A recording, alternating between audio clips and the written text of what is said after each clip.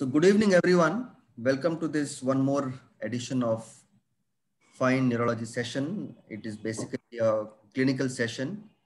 We always take you to the bedside and we discuss exam-oriented stuff and meant for DM, DNB students and practically for everyone. Now today I'll be discussing how to examine the small muscles of hand.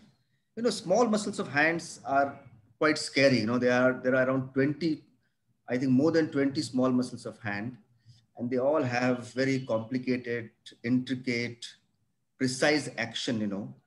And often in the exams, we are told to check, and of course, they are of great clinical importance. You have median, ulnar, and radial nerves affecting your hand muscles. So I'll be basically covering the small muscles of hand, and also I'll discuss the forearm muscle because they all go into the hand. Now, what I have done now, there will be a lot of videos. Now, these videos we have made in our JJ Hospital department only. They're all our patients, and videos were made. And the videos will इसका ही अपना ही है origin. Yeah. And can what do I want anything. to pay very close attention to how the muscle is actually tested, examined, how to position the hand, where to apply the resistant when you are basically resisting the muscle action to see the belly of the muscle, at what point and how you have to resist. So those are very important points. Of course, nerve supply of the muscle, you all know, the root values you all know, but how to examine, how to position the hand, and where to put the resistance, that you have to see in the videos. And if you want the video to run again, you can just put in the chat box. I'll run the video again. So let's begin. So, you know, one of the basic concept is that when we grip, you know, the power grip is basically by the long flexors, flexor digitorum superficialis, flexor digitorum profundus, and they are meant for the strong power grip.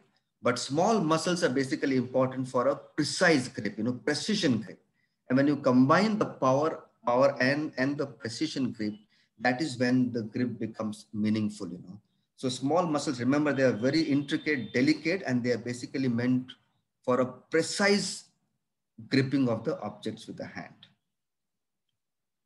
Now, let us begin with the thumb. You know, thumb is a blessed hand. Thumb has a lot of muscles. You know, this piece of the finger has multiple muscles innervating it.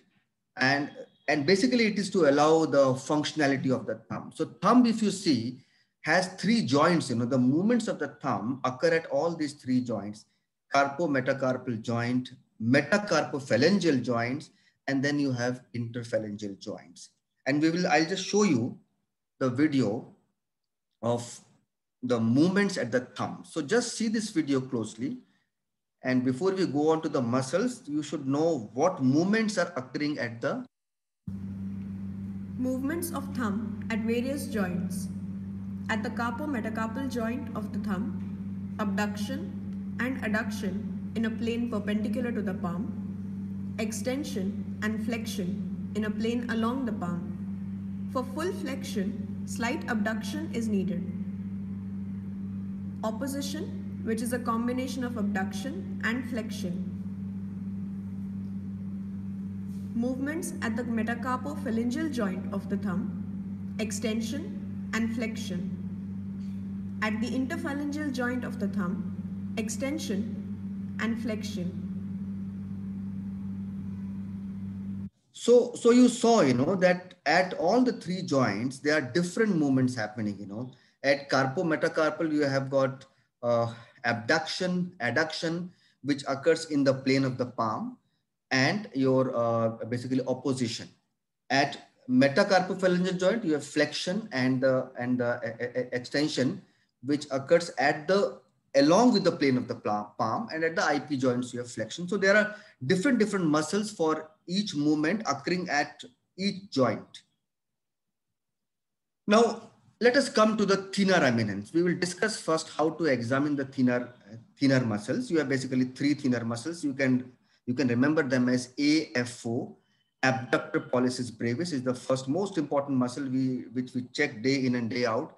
Just see how it is checked, in a very precise manner. I'll show. See, remember, all these videos are basically based. We have based it on this Kendall. If you know the book, it's a famous book of Kendall which tells you precisely how to examine the muscles. So just see this APB. Abductor pollicis brevis. Origin: the carpal bones, trapezium and scaphoid. Insertion: base of the proximal phalanx of the thumb on the radial side and extensor expanse of the thumb. Action: abduction at the carpometacarpal joint. Also, abduction at the metacarpophalangeal joint and extension at the interphalangeal joint. Nerve supply: median nerve from C6, C7, C8 and T1. Position: hand resting on the table or supported by the examiner. Test: thumb abduction with pressure applied on the proximal phalanx towards adduction. So you saw, it is also called as, pen test, where you have to just ask the patient to, you can put the pen above your palm and ask the patient to touch with the thumb, the tip of the thumb. That will be classical abduction of the thumb, perpendicular to the palm. So APB, of course, is our day-to-day muscle, and we check very commonly. Opponens pollicis, another very important muscle of the thenar eminence. Just see how it is checked. It basically involves abduction and flexion. So just see how it is checked. Opponens pollicis. Origin: the carpal bone, trapezium. Insertion: first metacarpal. Action: opposition of thumb, that is, flexion and abduction, so that the thumb is allowed further flexion to oppose or touch the other fingers. Nerve supply: the median nerve from C6, C7, C8 and T1.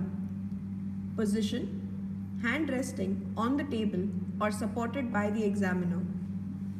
Test: the patient tries to touch the base of the little finger with the thumb against resistance at the proximal phalanx. So you saw, that it is a combination of abduction and the flexion. Remember, just touching the tip of all the fingers is not opposition. That is not a true opposition. That can be done even without this muscle. It is only when you oppose the pad of the thumb and the fingers, that is when it is called as true opposition, and that is when you need actually opponens pollicis muscle. If this muscle is weak, you cannot hold a pencil. I mean, you just cannot hold a pencil if this muscle is weak. Another, sir, my videos are clear, no? Videos are very nice and very clear. Yeah, fine. Go on. Okay. So the third muscle is flexor pollicis brevis. It has two heads, and this is and just see how it is checked. It basically involves the flexion of the thumb. Now, flexion, it is along the palm.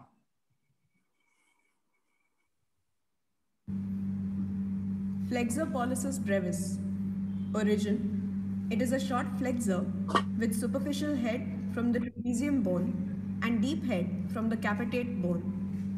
Insertion: base of the proximal phalanx of the thumb. Action: flexion at the metacarpophalangeal joint. It also assists in opposition. Nerve supply: median nerve from C6, C7, C8 and T1 for the superficial head. Ulnar nerve from C8 and T1 for the deep head. Position: hand resting on the table with examiner stabilizing the wrist. Test: flexion of the metacarpophalangeal joint against resistance. Extension at the interphalangeal joint helps to prevent contribution from flexor pollicis longus. So, in this muscle, when you check, the very important thing is that you should not allow your thumb to flex, because if the thumb is, flexing, your FPL, flexor pollicis longus, can contribute to the flexion at the metacarpophalangeal joint, which is not wanted. You want to just check isolated FPP. So that is the catch here that you have to, be aware of. So these three were the thinner muscles. And, I want to ask you, before we go ahead, that in carpal tunnel syndrome, the least likely affected muscle is which one? Which one you think is the least likely? Of course, we know that APB is the most likely affected muscle. You can write on the chat box. Opponens pollicis, FPB, or lumbricals. Which is the least likely muscle to get affected? Okay, I'll tell you, APB is most commonly. Opponens pollicis, remember, it has two heads. It can be supplied by the basically ulnar nerve also. FPB, again, two heads, can be easily supplied by the ulnar nerve. It is the lumbricals, and why? See, lumbricals only has a supply from our median nerve, but it gets spared because it lies posteriorly in the median nerve. So when there is a pressure because of the carpal tunnel, because of its kind of posterior location, it gets spared. So lumbricals is, you will hardly ever see lumbricals getting weak in a patient of carpal tunnel syndrome. Oh, so this was about the carpal tunnel and your thenar eminence and the muscles, which how to check them. Now, suppose you get a patient with abnormal sensations in the lateral three fingers, look like carpal tunnel syndrome, but you found that there is reduced sensations also over the thenar eminence. Remember, thenar eminence is supplied by the palmar cutaneous branch, which takes origin at least 5 centimeter proximal to the wrist. So if you have impaired sensation over your thenar eminence, it is not carpal tunnel syndrome. You have to think of the lesion much above, and the two classical locations where the median nerve can get actually affected is supracondylar, area of the humerus, supracondylar fractures. It is very commonly, it can easily affect the median nerve, very, very high median nerve lesion. And second is at the level of the forearm, that is pronator teres syndrome, or even anterior interosseous nerve syndromes, So if you get an impaired thenar eminence sensation, you know that it's not CTS. You have to test other muscles to locate the lesion of the median nerve, and we'll see those muscles, One of the very important muscle is flexor carpi radialis. Now, this flexor carpi radialis is a superficial muscle, long muscle of your forearm, and it basically causes the flexion it is one of the flexors of the wrist. Just see, and it is the most, I think, the first muscle in the forearm to be supplied by the median nerve. Just see how it is. Flexors of the wrist: flexor carpi radialis, flexor carpi ulnaris, and palmaris longus. Flexor carpi radialis: origin, medial epicondyle of the humerus. Insertion, base of the second metacarpal. Action, wrist flexion in radial deviation of the wrist. Nerve supply, median nerve, you see 6, 7 and 8. Position, forearm in supination. Test, radial deviation at the wrist. Pressure applied on the thenar eminence. Now carry out wrist flexion with radial deviation maintained. So you saw, you have to radially deviate the wrist and then flex it. That is the action of the FCR. And if you do this, you can even locate the tendon. The tendon of the muscle is just lateral to your palmaris longus muscle, So if you do this flexion, you can see it is not very easy to radially deviate compared to ulnar deviation, But yes, this is the exact way, and you have to apply the pressure on the thenar eminence. Now, this is another little deeper muscle, flexor digitorum superficialis, which is one of the long flexors of the finger. And we have basically 4 FDS slips, which passes from your lateral epicondyle into your distal fingers. and gets inserted in the middle phalanx. So just see how it is checked. Flexors of the fingers, flexor digitorum superficialis and flexor digitorum profundus. Flexor digitorum superficialis. Origin, medial epicondyle of the humerus. Insertion, second to fifth fingers, sides of the middle phalanx. Action, flexion of the proximal interphalangeal joint, also flexion of the metacarpophalangeal and wrist joints. Nerve supply, median nerve from C7 and C8. Position, with the wrist in either neutral or slight extension, stabilize the metacarpophalangeal joint, with the distal interphalangeal joint extended. Test, flexion of the proximal interphalangeal joint with pressure on the middle phalanx. So basically you have to stabilize the metacarpal and exert pressure on the middle phalanx. You know that FDS is a flexor at the proximal IP joint. So you have to put pressure on the middle phalanx. Okay, so this was FDS. Now let us see FDP. Again, the same long flexors. It gets inserted in the distalmost phalanx of the fingers, and see how it is checked.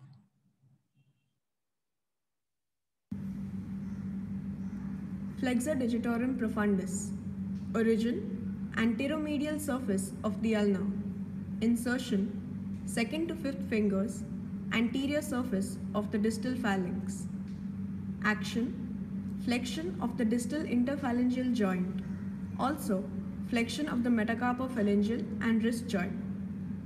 Nerve supply, median nerve from C7 and C8.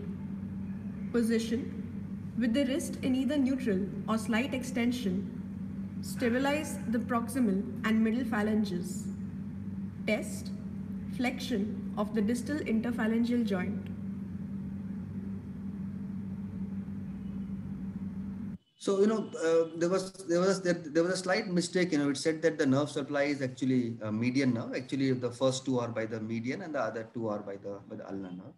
So these two FDS and FDPs are long flexors of the finger. Along with flexing the finger, they can also flex the wrist. So we have special wrist flexors, but these muscles can also assist in flexing the wrist also. So they are very long and very powerful muscles. So this was FDP. Now we come to a very, interesting muscle, palmaris longus. Palmaris longus, remember, you have to be blessed to have this muscle. Almost 30% of normal population may not have this muscle. And this muscle carries special kind of importance. Just see how it is checked.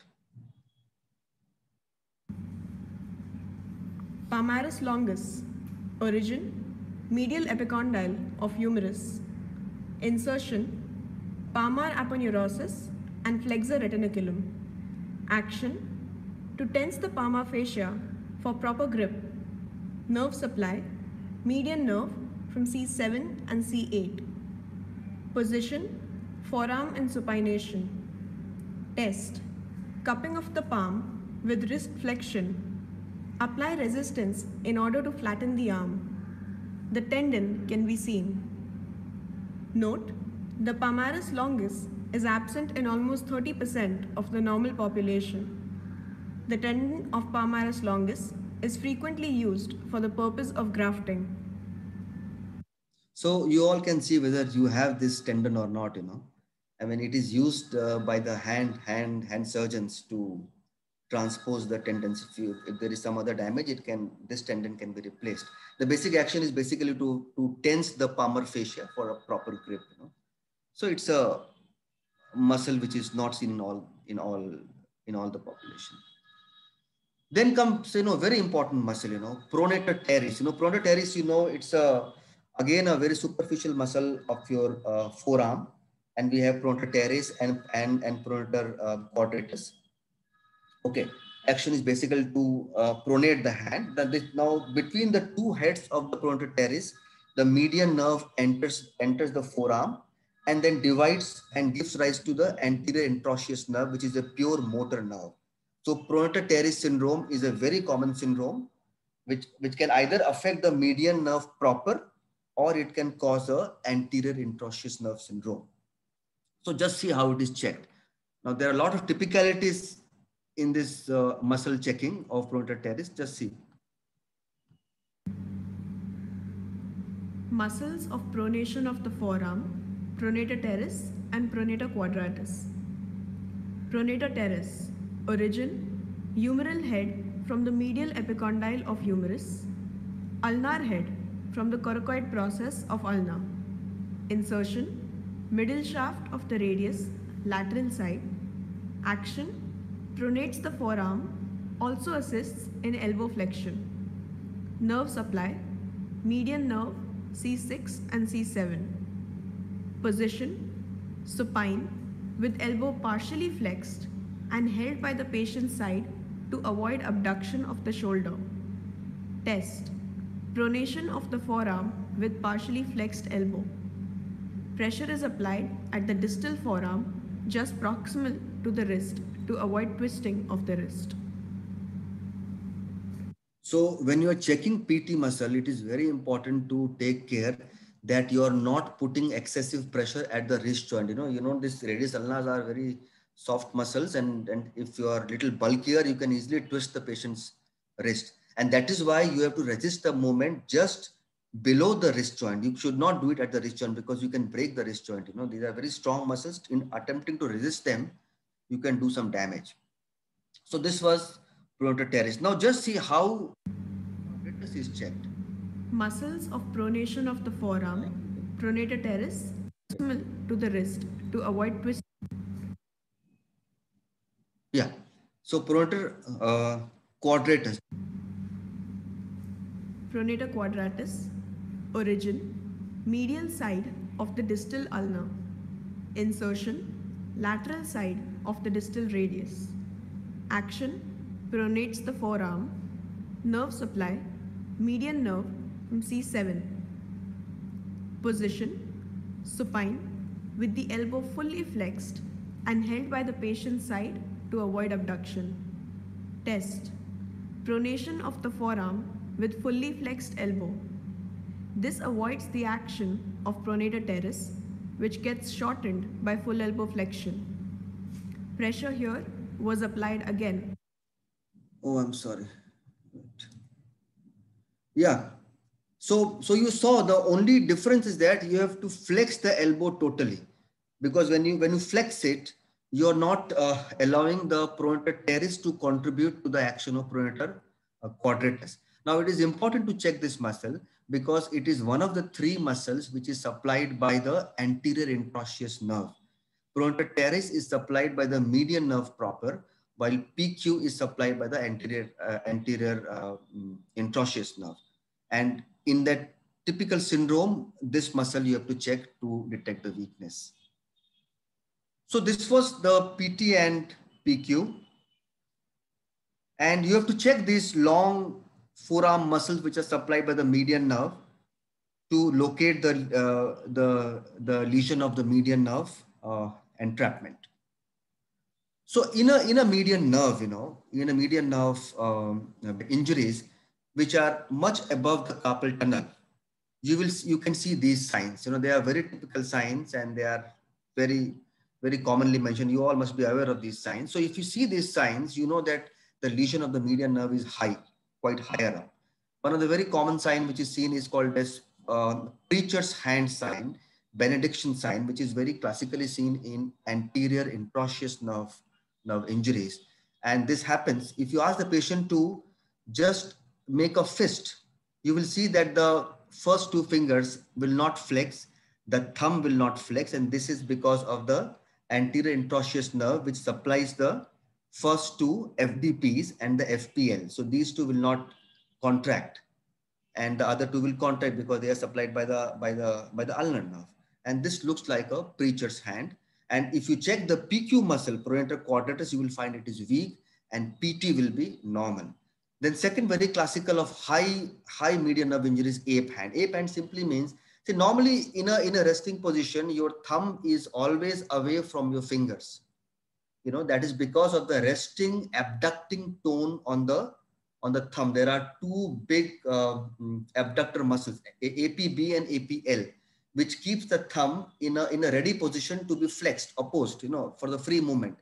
Because of the median nerve injury, this tone is gone. So the thumb gets adducted and it now lies in the plane of the fingers, with the thumbnail in the plane of the fingernails. And it looks like a hand of an ape or a simian hand, And the third is very classical, which we do in all patients of carpal tunnel. Before you say it is carpal tunnel, you have to do this OK sign. If the patient just, is not able to do the OK sign and the pads are opposing, that means you have a weakness of FDP and the FPL, which are supplied by the anterior interosseous nerve, and you're not dealing with the CTS. It is basically a high up median nerve lesion. So these signs are important to be picked up, and you should be aware how they are. There is one more sign which is called as pointing sign. If you see a small child who has actually fallen down, and a small child may not cooperate with this fisting movement of his hand, and he has suffered a supracondylar fracture of the humerus, he will be lying in the bed like this. So this is called as pointing sign, where he is not able to flex his FDP, pointing towards the high median nerve injuries. So this was all about the median nerve. Let's go to the very important muscles of the small muscles, that is the lumbricals. Now, lumbricals is a very intricate, complicated, delicate muscle. We have got four lumbricals. They start from the FDP tendons and insert on the proximal phalanx, and they also interestingly insert in the extensor hood of the finger, that we will discuss. So just see how it is checked. It has very complicated action. It has basically two actions, and we will see that how it is checked. Lumbricals. Origin of the first from the tendon of flexor digitorum profundus for the index finger. Of the second from the tendon of flexor digitorum profundus for the middle finger. Of the third from adjacent tendons of flexor digitorum profundus for the middle and ring fingers. Of the fourth from the adjacent tendons of flexor digitorum profundus for the ring and little fingers. Insertion on the radial side of extensor expanse on the dorsum of respective digits. Nerve supply of the first and the second lumbricals, median nerve from C8 and T1. Of the third and fourth lumbricals, ulnar nerve from C8 and T1. Action, flexion at the metacarpophalangeal joint and extension at the interphalangeal joints. Position, sitting with the hand resting on the table. Test of flexion, flex the metacarpophalangeal joints with pressure applied on the middle phalanx on the palmar surface. Test of extension, extend the interphalangeal joints with pressure applied on the middle phalanx on the dorsal surface. Note, weakness of the lumbricals causes claw hand deformity. So you saw, that it is a very strong flexor at the metacarpophalangeal joint. At the same time, it is a very strong, potent extensor of the IP joint. So this muscle, despite being a component of your palmar surface, has a role to play in the dorsal surface also. And this is the importance of the muscle. And this is the reason also why you get a claw hand. We will discuss claw hand in more detail. But this is how you have to check the lumbricals muscle, and you should know the nerve supply. And one of the very simple way of showing the lumbricals is this action. This posture of the hand is basically the flexion at the metacarpophalangeal joint and extension at the interphalangeal joint. So this is the typical, the 7 shape, is a typical posture of the lumbricals muscle. So then we come to another very important muscle, that is interosseous. Again, very complicated, multiple, there are total four dorsal interosseous, 4 palmar interosseous, and they have actions little more than lumbricals. The primary action we know is for this dorsal interosseous is DAP, dorsal abduct, fanning of the fingers.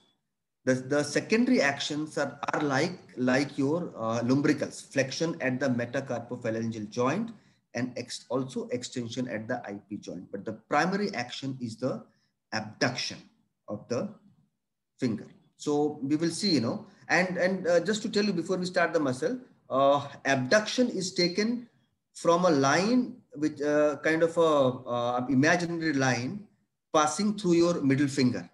Anything away from it is called as abduction. Towards that line is called as basically adduction, which is done by the palmar interosseous. Okay, and you have to appreciate one fact. What about the middle finger through which the line is passing? Middle finger going either way is taken as abduction. That is why the middle finger, you will see in the video, has been blessed with two dorsal interosseous muscle. There are two slips on each side of the same middle finger, and it cannot adduct because there is a line passing through it. So it cannot actually adduct, and that is why it does not have a palmar interosseous. It has two dorsal but does not have a palmar interosseous. Also remember that your thumb and your little finger does not dorsal interosseous does not supply them because they have their own actually abductors. They don't need dorsal interosseous. So just see how it is checked and little bit about its origin and insertion. Dorsal interossei. Origin of the first dorsal interosseous, lateral head from the ulnar border of the first metacarpal, medial head from the radial border of the second metacarpal. Origin of the second, third and fourth dorsal interossei from the adjacent sides of the metacarpal bones. Insertion. First dorsal interosseous, base of the proximal phalanx of the index finger, radial side. Insertion of the second dorsal interosseous, base of the proximal phalanx of the middle finger, radial side. Insertion of the third dorsal interosseous, base of the proximal phalanx of the middle finger, ulnar side. Insertion of the fourth dorsal interosseous, base of the proximal phalanx of the ring finger, ulnar side. Actions. Abduction of the fingers from a reference line passing through the middle finger. Also, flexion at the metacarpophalangeal joint and extension at the interphalangeal joints. Nerve supply. Ulnar nerve from C8 and T1. Position, sitting. Fixation, stabilization of the digits being tested. Test. Test for the first dorsal interosseous. Abduct the index finger towards the thumb. Pressure is applied on the middle phalanx towards the middle finger. Test of the second dorsal interosseous. Abduct the middle finger towards the index finger. Pressure is applied on the middle finger in the direction of the ring finger. Test for the third dorsal interosseous. Abduct the middle finger towards the ring finger. Pressure is applied on the middle finger in the direction of the index finger. Test for the fourth dorsal interosseous. Abduct the ring finger towards the little finger. Pressure is applied on the ring finger in the direction of the middle finger. So you saw, that how to check the first dorsal, we check it so commonly. We often put pressure on the tip of the finger. Actually, the best method described is you have to put pressure against the middle phalanx. That is a more definite pressure you can apply to check for the power. And you may be asked in the exam to check the second or the third dorsal interosseous. If you have a very tough examiner, he might tell you to do this. So you should know how to check all of them. We have been checking only the first one. So this was the dorsal interosseous. And now normally we check only the abducting action, because flexion, it also causes flexion and the extension at the IP joint. That normally we don't check because that is mixed with the lumbrical muscle. So let us. Dorsal interossei. Origin of the first dorsal interosseous. Yeah, so this was the, so you check the palmar interosseous. Palmar interosseous. Origin, first palmar interosseous from the first metacarpal bone, ulnar side. Second palmar interosseous from the second metacarpal bone, ulnar side. Third palmar interosseous from the fourth metacarpal bone, radial side. Origin of the fourth palmar interosseous from the fifth metacarpal bone, radial side. Insertion, on the proximal phalanx and extensor expanse of the respective digits. Nerve supply, ulnar nerve from C8 and T1. Action, adduction of the fingers towards the reference line passing through the middle finger. Also, flexion at the metacarpophalangeal joint and extension at the interphalangeal joint. Position, sitting, fixation, stabilization of the digit being tested. Test. First palmar interosseous. Adduct the thumb towards the index finger. Pressure is applied on the middle phalanx of thumb. Test of the second palmar interosseous. Adduct the index finger towards the middle finger. Pressure is applied on the middle phalanx of the index finger. Test for the third palmar interosseous. Adduct the ring finger towards the middle finger. Pressure is applied on the middle phalanx of the ring finger. Test for the fourth palmar interosseous. Adduct the little finger towards the ring finger. Pressure is applied on the middle phalanx of the little finger. So, you know, you saw that the palmar interosseous, the thumb has the first palmar interosseous. So somebody may ask you how to check the first palmar interosseous. You should know that the dorsal doesn't go to the thumb, but the palmar interosseous goes to the thumb. And the fourth palmar interosseous has got special value, and that we will discuss. So this is how you have to check the palmar interosseous and the dorsal interosseous. They're very important muscles. Palmar interosseous. Origin. Okay, so one question I wanted to ask you, which muscle you think is the strongest extensor of your IP joints, If you can answer, somebody can raise hand or you can write on the chat box, which of these four muscles you feel is the best extensor of the IP joints? Somebody wants to answer?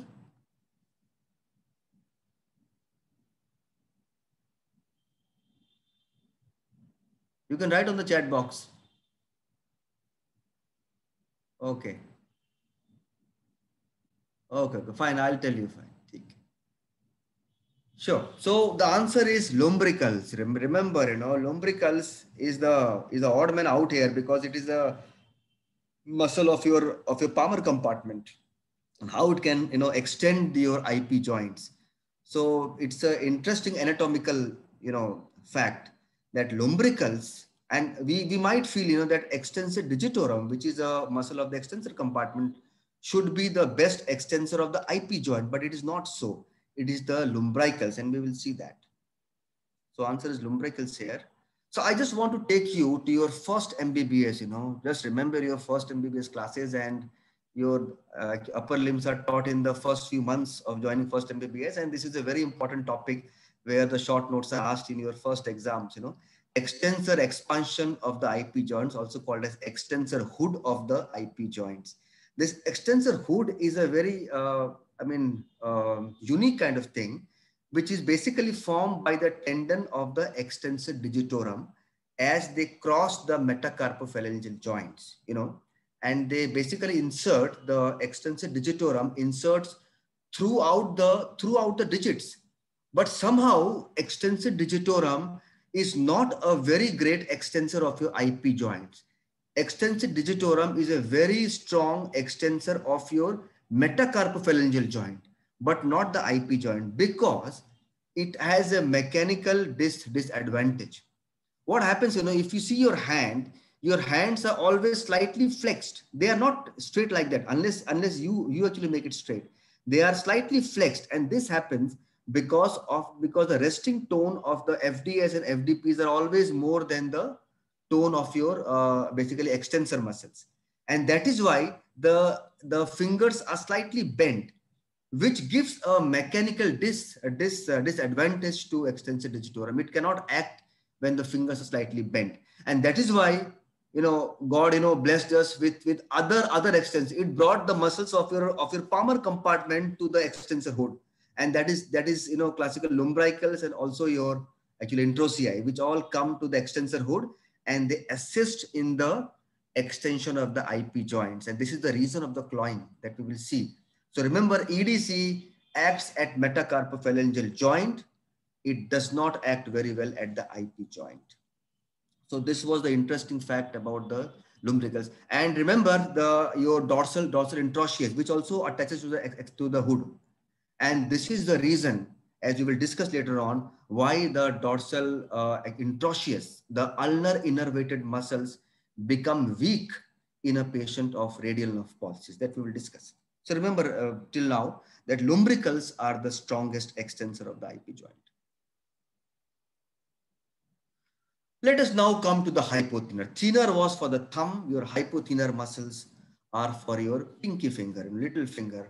And little finger is also a very, very blessed finger, as we will see. It has so many, like your thumb. It has three muscles to assist in opposition and flexion. It has got two basically abductors. The second one I'll tell you. The first is abductor digiti minimi, and second I will tell you later on. And multiple extensor muscles that we'll also see. So your pinky finger is a blessed muscle.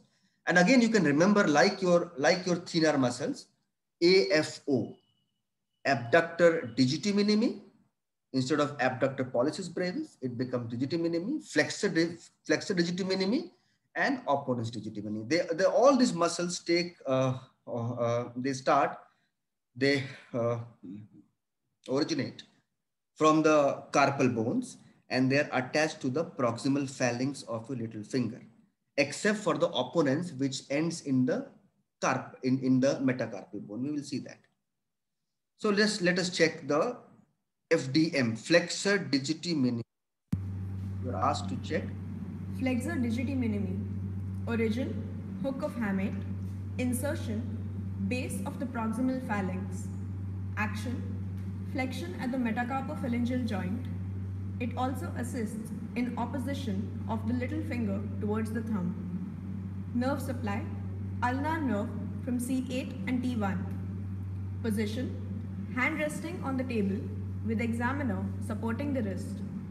Test, flexion at the metacarpophalangeal joint with interphalangeal joint extended, pressure applied against the proximal phalanx.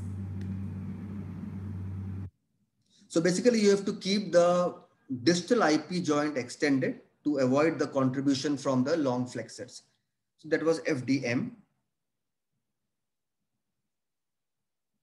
Now let us check the ODM, opponens digiti minimi. Opponens digiti minimi. Origin, hook of hamate. Insertion on the fifth metacarpal. Action, it opposes, that is, flexes the carpometacarpal joint, thus lifting the ulnar border of the hand so that metacarpophalangeal flexors can bring the little finger towards the thumb. It thus helps to cup the palm. Nerve supply, ulnar nerve from C8, T1. Position, hand resting on the table with examiner fixating the first metacarpal. Test, opposition, that is, bringing the fifth metacarpal towards the first with pressure applied on the fifth metacarpal. Belly of the muscle can be seen. So you saw, it is opponens digiti minimi does not go to the proximal phalanx. It ends in the metacarpal bone. So it lifts the little finger and block. And then it allows for the flexion, the other flexors to act.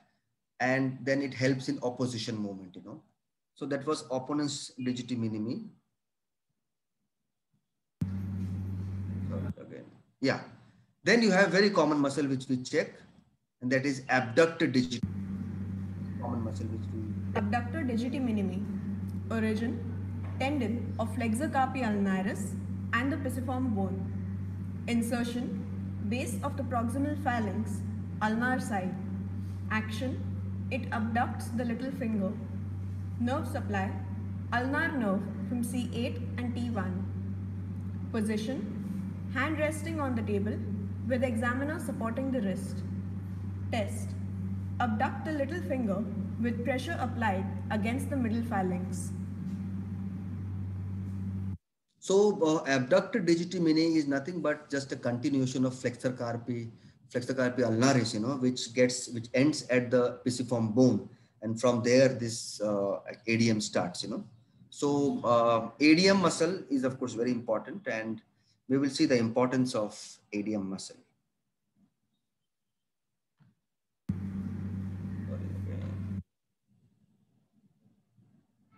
Yeah, so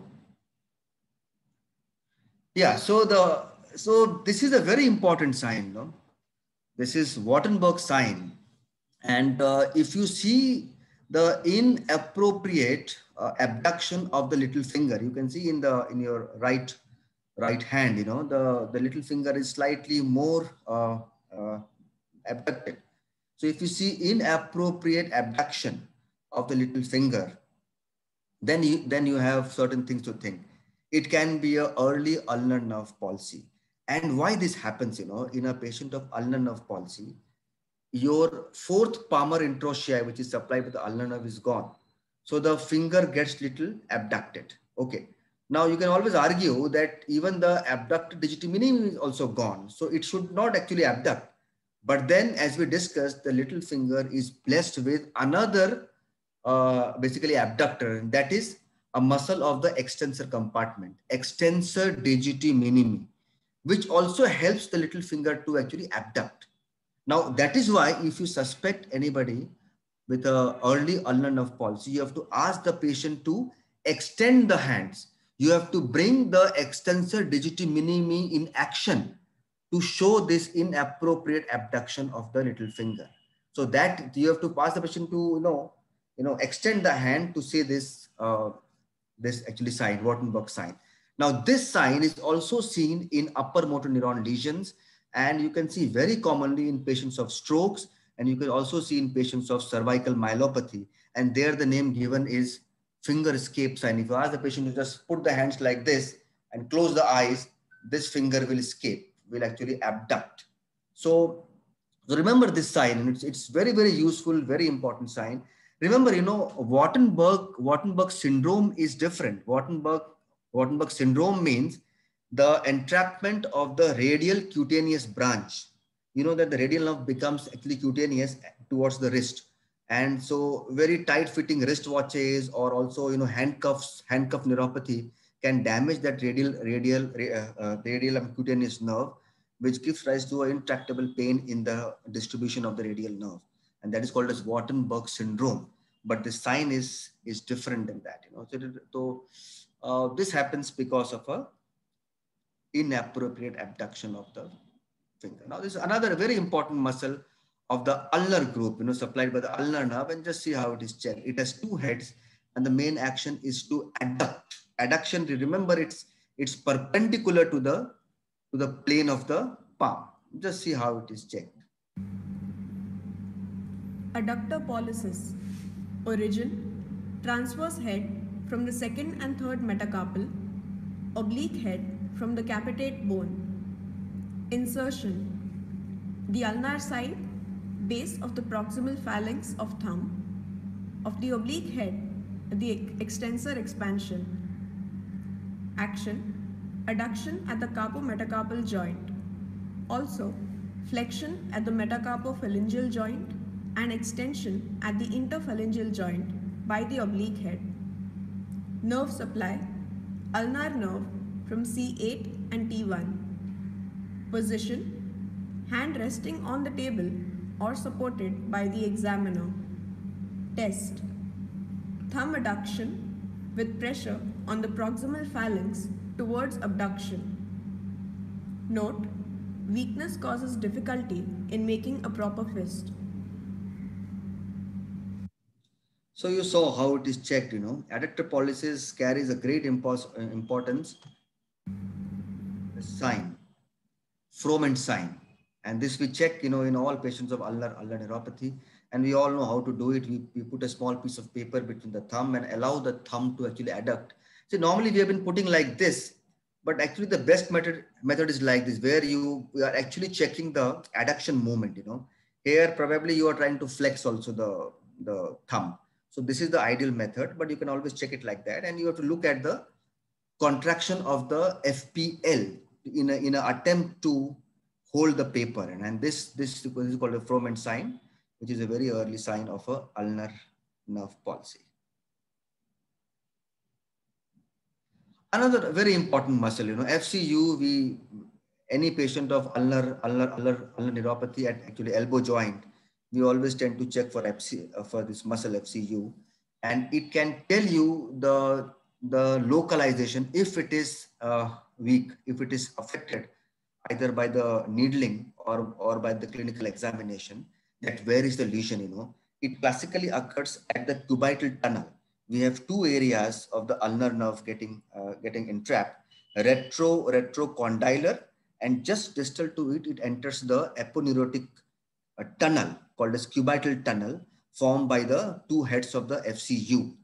So if it is affected there, just proximal to the tunnel and just distal to the retrocondylar area, FCU can get affected.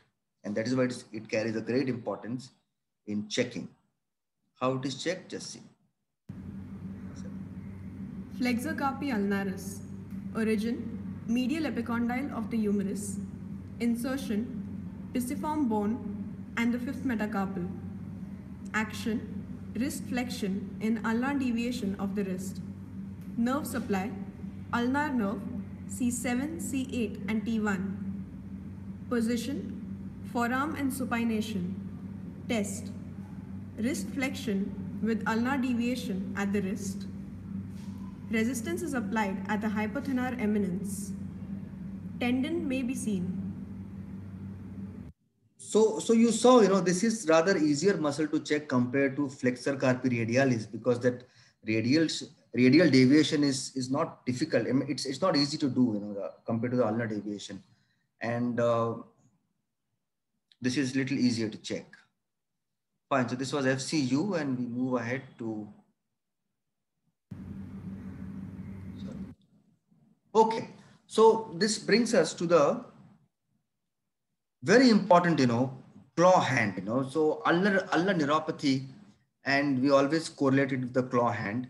And claw hand occurs because of the weakness of the lumbricals. Remember, it is the chief muscle which gives rise to this claw hand picture is actually lumbricals.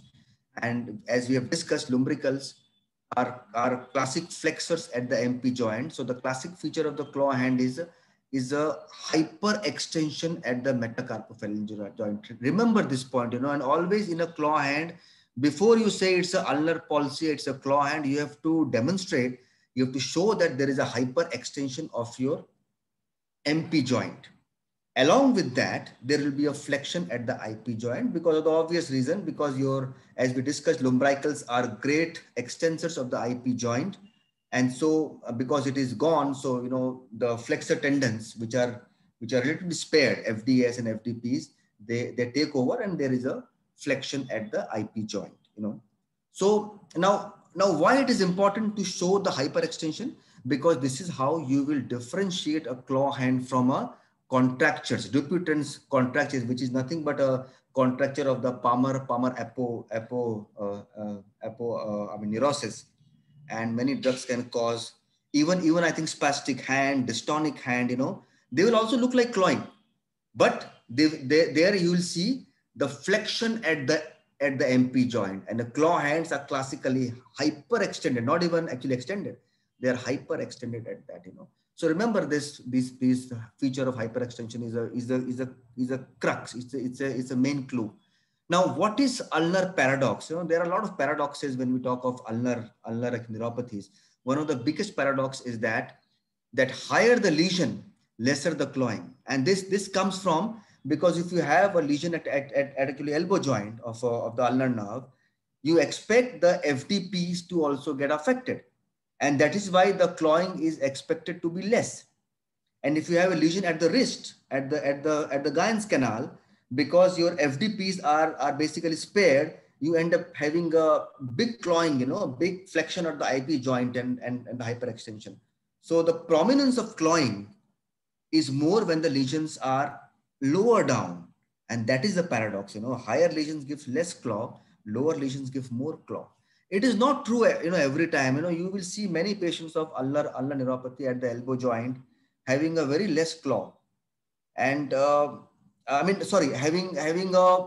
a significant clawing, because FDP somehow are actually spared despite having the lesion here, and this happens because there is differential weakness of the various nerve fibers to different muscles, I mean, you can have a classical elbow joint ulnar neuropathy having only the first dorsal interosseous weak, and other muscles are spared because somehow the nerve fiber to that muscle is classically affected at the compression, and your FCUs and FDP, despite having lesion at the higher level, are spared. So of course you have to look for these kind of paradoxes, but it is not true. You have a lot of differential weaknesses. I'll tell you a little bit more paradoxes of the ulnar neuropathy. As we discussed, ulnar neuropathy at elbow can look like at wrist with a very prominent clawing, and that is because of the sparing of the muscles, FDP and FCU, despite having the lesion higher up, They can have only FDI getting weaker, affected. Sometimes ulnar nerve in 2 or 3% of population can supply even the thinner muscles. So you will get a wasted hand and looking like a T1 root lesion rather than an ulnar nerve lesion. And remember, it can always look like a motor neuron disease, because if you have a lesion at the Guyon's canal, which is just distal to the originating dorsal cutaneous nerve, it will look like a pure motor, wasting of the hand, and it can look like MND. So these are all paradoxes which you can see in a patient of ulnar neuropathy, and you have to keep them in mind that you may not expect the nerve may not behave as we expect them to behave. Now, this is the last part of my talk. We'll talk about a little bit about the extensor component. As we discussed that the thumb is a blessed finger. You know this thumb, how important it is and how quickly it has to move, and you have and you know that this thumb sign is so important, and you have to move it very, very quickly, and that this happens because remember, thumb is the only muscle of your hand which has got 3 extensors. You have got extensor pollicis longus going to your distal phalanx, EPB going to your proximal phalanx, and abductor pollicis longus, which goes to the carpal. So we are blessed with the full extensor movement of the thumb, and you can easily do this movement. Let us see how EPL is. They are little easier muscles to check. Extensor pollicis longus. Origin from the ulna. Insertion base of the distal phalanx of the thumb. Dorsal surface. Action extension at the interphalangeal joint. Also extension at the metacarpophalangeal joint. Nerve supply. Radial nerve from C6, C7 and joint against resistance. Note, extension of the distal interphalangeal joint can still be intact in complete radial nerve palsy. This is due to the action of other muscles like abductor pollicis brevis, flexor pollicis brevis, and palmar interossei. I mean, the thumb is so blessed that if your EPL tendon is gone, you can still do this because you have other muscles which are going into that extensor hood, which will still do this. But if you check the power, it will be weaker, but you can still do this, thumbs up kind of a movement. EPB, we'll finish it up a little quickly. You can see this. EPB is at the proximal and C8. Position. Hand resting on the table with examiner supporting the wrist. Test. Extension of the metacarpophalangeal joint against resistance applied at the proximal phalanx. So you have to only put the pressure against the proximal phalanx compared to the EPL. APL is a very important muscle, and just see how APL is checked. See, APB and APL both have common action of abduction, but APL has additional extension. So if you are told to check APL, you have to first extend the thumb and then abduct it. And that will make the tendon of APL very prominent, which forms the radial border of your anatomical snuff box. Just see how it is checked. Abductor pollicis longus. Origin from the distal radius and ulna. Insertion, base of the first metacarpal, dorsal surface. Action, abduction and extension at the carpometacarpal joint. Nerve supply, radial nerve from C6, C7 and C8. Position, hand resting on the table with examiner supporting the wrist. Test, abduction and extension of the carpometacarpal joint against resistance applied at the base of the first metacarpal. Note, unlike abductor pollicis brevis, abductor pollicis longus abducts as well as extends the thumb. So you saw, and how and where the pressure, it ends at the metacarpal bone. It doesn't go to the phalanx like your other two muscles. And so you have to apply the pressure just distal to the phalanx to check the muscle.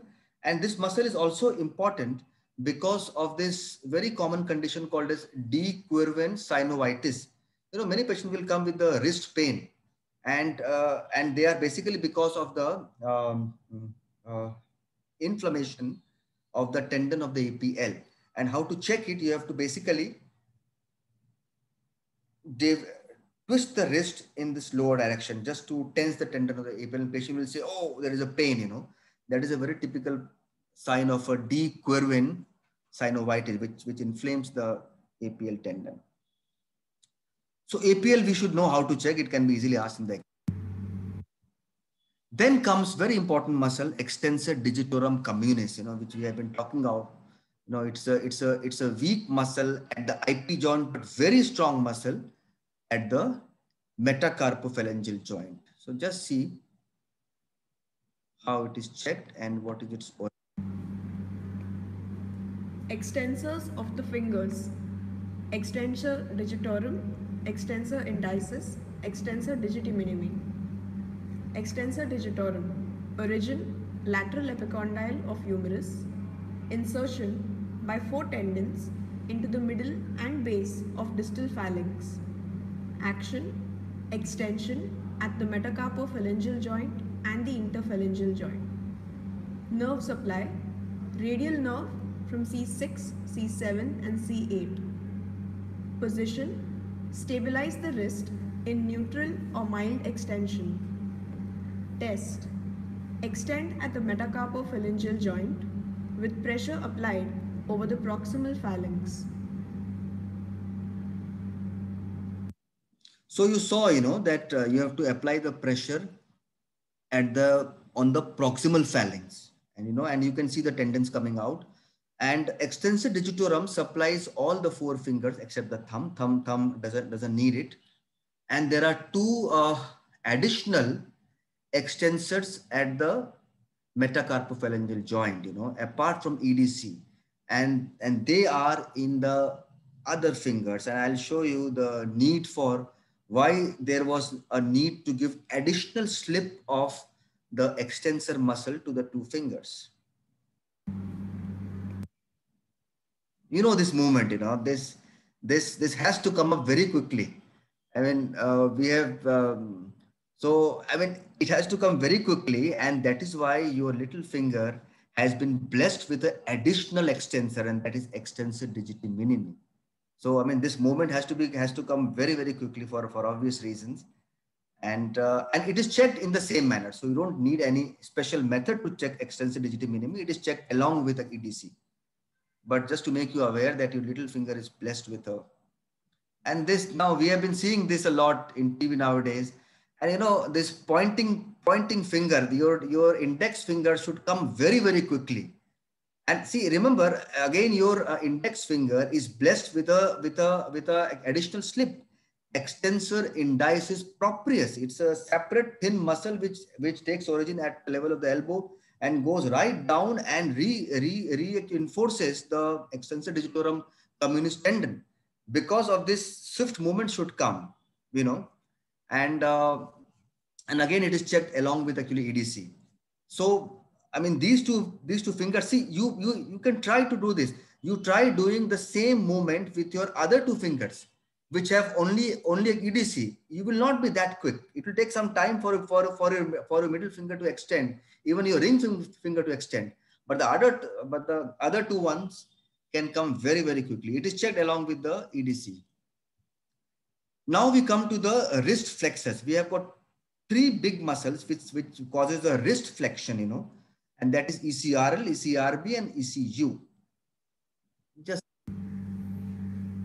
extensors of the wrist. This is a long muscle. Extensor carpi radialis longus, extensor carpi radialis brevis, and extensor carpi ulnaris. Extensor carpi radialis longus, abduction at the wrist, also assists in elbow flexion. Nerve supply. Sitting with the elbow in slight flexion, forearm in less than full pronation, resting on the table. Test. Wrist extension towards the radial side. Pressure is applied on the dorsum of hand over the second and third metacarpal bones in the direction of flexion towards the ulnar side. Note, fingers should be allowed to flex as the wrist extends. This prevents the finger extensors from contributing to elbow extension. So there were two important points, that you have to keep the wrist, you know, flexed so that you don't allow the extensor digitorum to contribute to the wrist flexion. And second was, these are all radial deviators, you know. ECRL and ECRBs are radial deviators, and there is obvious clinical importance of this fact, and that we will see. So it's a long muscle. It comes from your distal humerus and goes right down to your, you know, wrist to extend the wrist. It's a very strong wrist extensor. ECRB, you know, I just want to show you the ECRB is a very short muscle. I mean, a little bit shorter, not very short, little bit short there. That is why it is called as brevis. And to check, you have to just ensure this fact. You have to bend the elbow in the full flexion, and that is to avoid ECRL acting. You are told to check ECRB in actual isolation. So you have to flex the elbow. I'll just fast forward it. Nerve from C6, C7. It is again supplied by the radial nerve. Position, sitting, I think, with elbow in full flexion and forearm in less than full pronation, resting on the table. Full flexion at the elbow makes the extensor carpi radialis longus less effective. Test. Wrist extension towards the radial side. Pressure is applied on the dorsum of hand over the second and third metacarpal bones in the direction of flexion. So you saw that, you know, the only difference is that from ECRL is to fully flex the elbow so that ECRL doesn't act. Otherwise, it is same. Again, with a radial deviation, you have to extend the wrist. ECU is supplied by posterior interosseous nerve, and you should know how to check it. It gives you a clinical extensor point. Carpi ulnaris. Origin from C6, C7. Wrist extension towards the ulnar side. Pressure is applied on the dorsum of hand over the fifth metacarpal bone in the direction of flexion towards the radial side. So you saw it is a ulnar deviation and a wrist flexion, and ECU is supplied by posterior interosseous, ECRL is supplied by the radial nerve. You get this, you know, you can see the lower hand. If there is a posterior interosseous nerve palsy, which is again a pure motor palsy, the patient will still be able to extend the wrist because of the strong ECRL, but because of the weakness of the ECU, there will be an obvious radial deviation. And how to check it? You can just ask the patient to make a fist. Remember, when you make a fist, there is a natural extension at the wrist joint. You can check it. Even normally when you make a fist, the hand will be naturally extended, and you will see that the hand is extending on the radial side. So if this is the movement, it's a pin palsy, posterior interosseous nerve, which is again pure motor. There should not be any cutaneous sensory loss. Now, there are last two slides. I'll just make few points.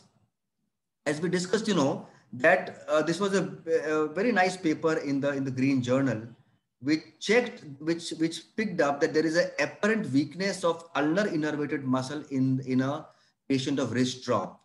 And why this happened? You can see the muscle grade, your dorsal and palmar interosseous in some of the patients were 0. I mean, they just could not, despite being a normal muscle, they just could not actually abduct or actually adduct, and this happens because of a mechanical disadvantage. As we discussed, the interosseous muscle is also attached to the external hood, but the primary action of the interosseous is to abduct dorsal interosseous, and for this, all the muscle power should be spent on actually abducting. Now, if you have a wrist drop and if you have a weakness of extensor digitorum communis, it does not contract because it is weak. And so the extensor hood remains little laxer. And so the interosseous extends more of its power in pulling, in actually unnecessary pulling of the extensor hood. And so less power is generated in actually abducting, doing its primary action. So they appear weak.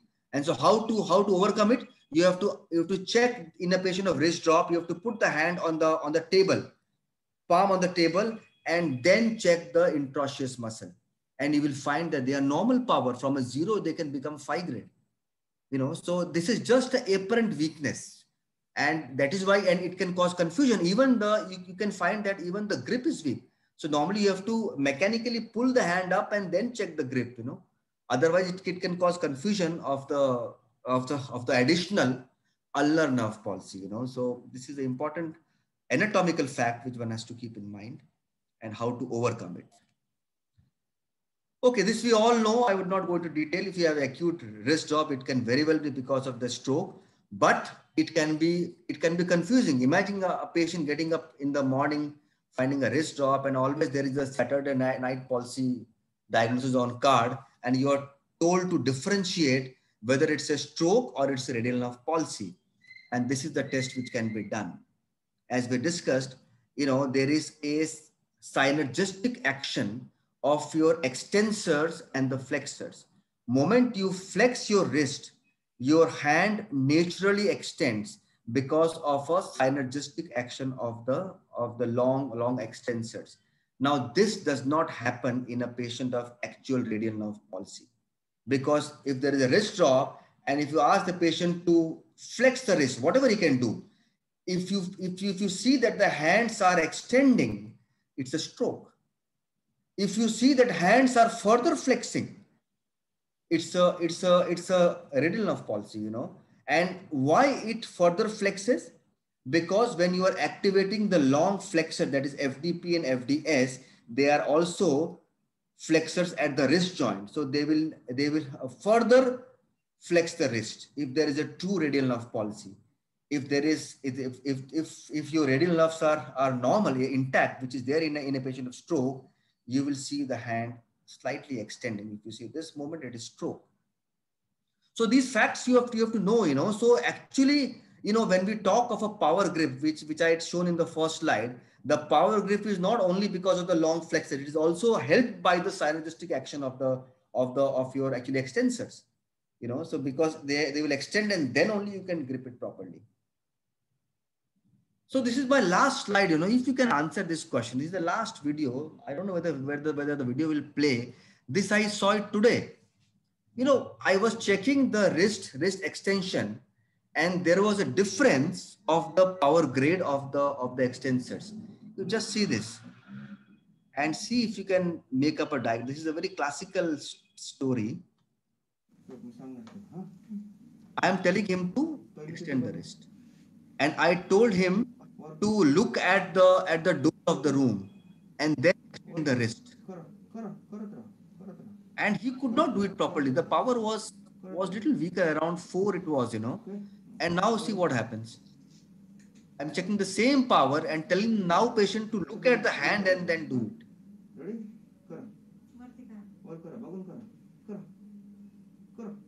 He was able to generate at least 4 plus power, at least 1 to 1.5 great difference. Once more, I'll just show you.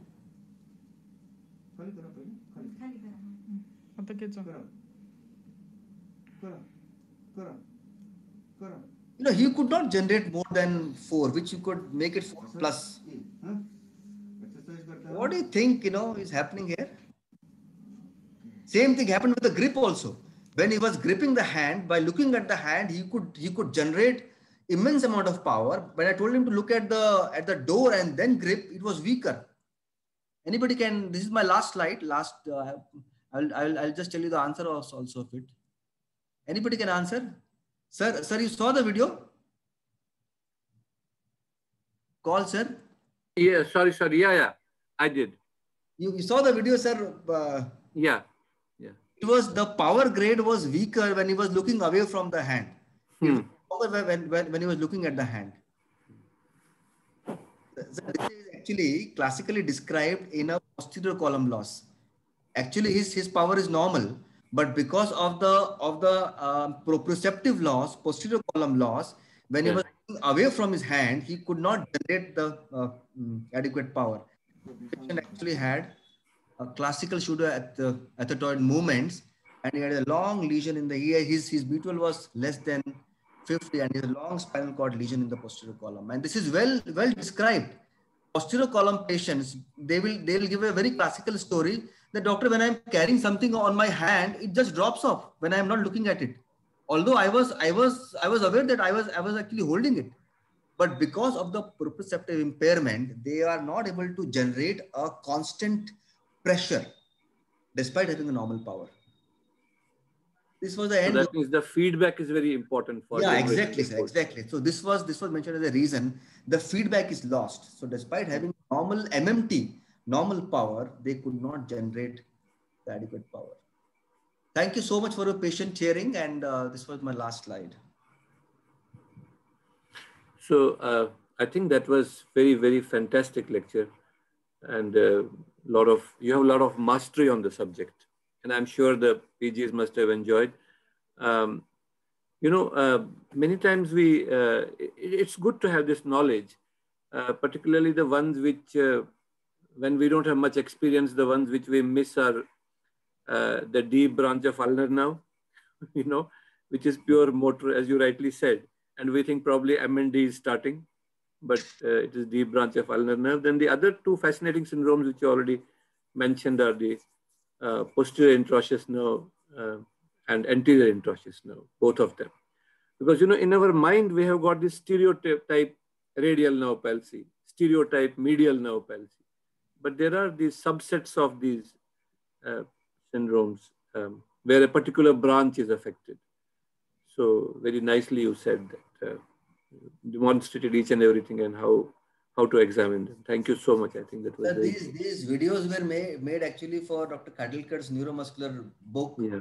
And it is a CD. That's okay, but you demonstrated them very nicely. I think it's a very useful resource. This book is still available, is it? Yeah, there is a CD attached. Amazing. All the videos in the ward only.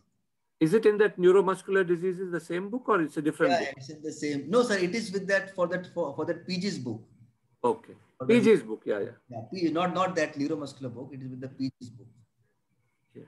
So this was done for that, and this was based on the Kendall. I mean, we refer to Kendall and then prepared everything and then check the muscles detail. So I think for these PGs, these signs are very important, because they can come as short notes and they can be asked in vivas, like this OK sign in the anterior interosseous nerve. They will not be able to make that OK, like benediction sign, which you showed very nicely. Those signs are very important. Any questions are in the chat box, or I think we can. Froment sign. Yeah. Chat is empty. Empty, fine, sir. Then I think we can. I think you have explained it so nicely, and I particularly like the palmaris longus. So I checked mine. Yeah. and I think that my palmaris longus is present on the left side but absent on the right side. Can that happen? Yeah, I don't know, sir. This may be a new. I don't know this. Thank you so much. Fine, sir. Okay, fine. Thank you. Thank you very much. Thank you. I'll stop sharing my screen. Yeah. Thank you.